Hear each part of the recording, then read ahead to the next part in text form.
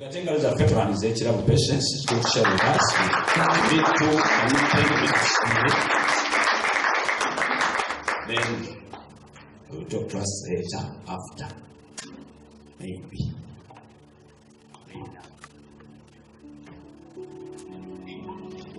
Praise the Lord. Amen. Praise the Lord. Amen.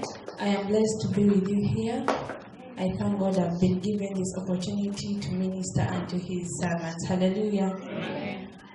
We are going to worship one song before we go into the word. Mugambe Tuli KUBEERAWO KWO Umulange omulungi Tuli KUBEERAWO KWO Tata Tuli KUBEERAWO